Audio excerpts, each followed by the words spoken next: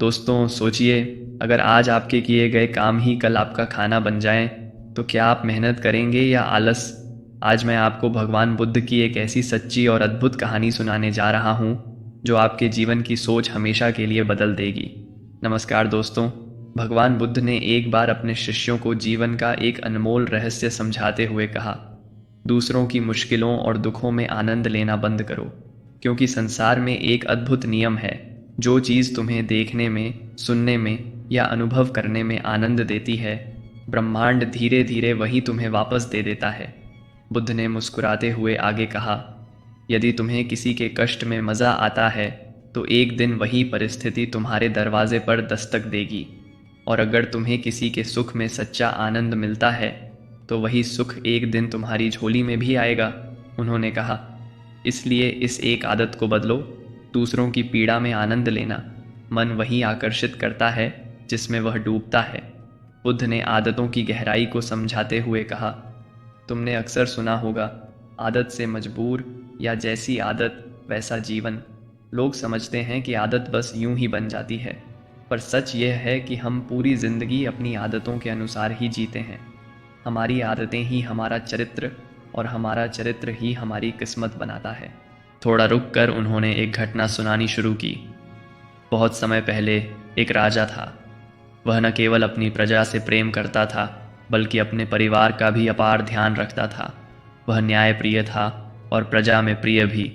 लेकिन कुछ समय से राजा के मन में संदेह पैदा हो गया था। उसे लगता था कि उसके दरबार में कोई ईमानदार नहीं रह गया। राजा के पास 3 सबसे भरोसेमंद मंत्री थे, जो उसका सारा काम संभालते थे।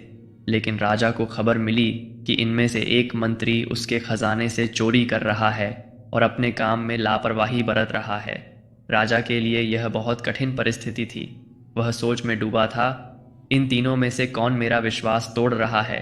उसका मन परेशान था, क्योंकि यह मामला केवल चोरी का नहीं, बल्कि विश्वासघात का था। भगवान श्री कृष्ण गीता में कहते हैं, संदेह आत्मा को खा जाता है, और जो व्यक्ति संदेह में जीता है, उसका सुख शांति छिन जाती है।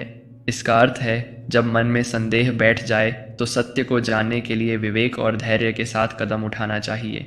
जल्दबाजी में लिया गया निर्णय कई बार रिश्तों और विश्वास दोनों को तोड़ देता है। दोस्तों, राजा ने कई दिन इस बारे में सोच विचार किया कि आखिर कैसे पता चले कि तीनों मंत्रियों में कौन ईमानदार है और कौन धोखेबाज। बहुत सोचने के बाद उसे एक अनोखा उपाय सूझा। एक दिन उसने दरबार में उन तीनों मंत्रियों को बुलाया और कहा, मंत्रियों, मेरा जन्मदिन आने वाला है। मैं चाहता हूँ कि इस बार मेरे लिए एक खास तोहफा तैयार किया जाए। तुम तीनों को आज ही अलग अलग जंगलों में भेजा जाएगा। हर एक के पास एक बड़ा बैग होगा। तुम्हारा काम है जंगल में जाकर सबसे अच्छे ताज़ा और मीठे फलों को चुनना और इस बैग को भरकर शाम तक महल में लौट आना। राजा ने हर मंत्री को एक एक बड़ा बैग दे दिया और सैनिकों के साथ उन्हें अलग अलग दिशा में घने जंगलों में भेज दिया।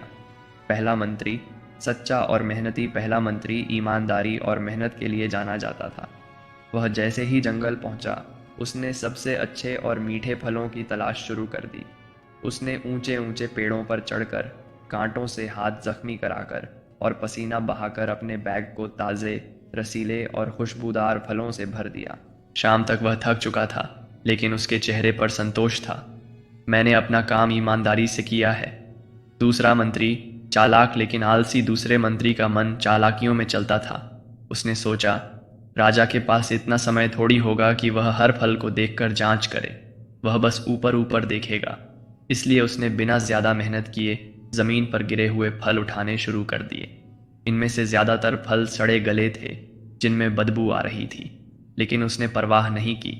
बैग को भरकर वह एक पेड़ के नीचे आराम से बैठ गया और समय बिताने लगा। तीसरा मंत्री, बेईमान और लापरवाह। तीसरे मंत्री के मन में तो और भी बुरी सोच थी। उसने कहा, राजा सिर्फ बैग का वजन और भराव देखेगा, अंदर क्या है यह नहीं देखेगा। उसने मेहनत करने की बजाय सूखे पत्ते, छोटे पत्थर और लकड़ी के टुकड़े बैग में भर दिए, ताकि वजन भी बढ़ जाए और बैग भी भरा हुआ लगे। उसके लिए यह सिर्फ समय काटने का एक खेल था।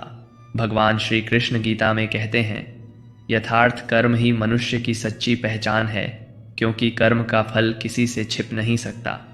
इसका अर्थ है, हम जो करते हैं, चाहे वह अच्छा हो या बुरा, उसका परिणाम एक दिन हमारे सामने अवश्य आता है। बाहरी दिखावा कुछ समय के लिए धोखा दे सकता है, लेकिन अंत में सच्चाई सामने आकर ही रहती है।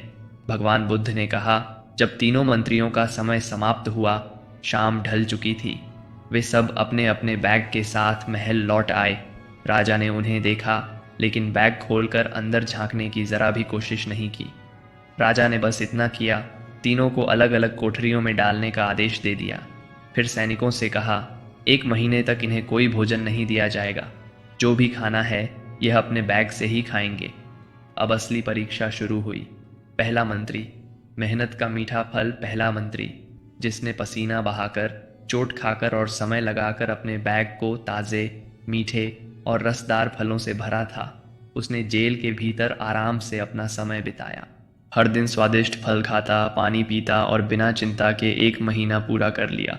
उसके चेहरे पर सुकून था, क्योंकि वह जानता था, मैंने मेहनत से कमाया है और अब उसी का फल खा रहा हूँ। दूसरा मंत्री, आलस्य और आधी मेहनत की सज़ा। दूसरा मंत्री, जिसने बिना मेहनत किए सड़े गले फल बैग में भर लिए थे, अब उसी का शिकार बनने लगा।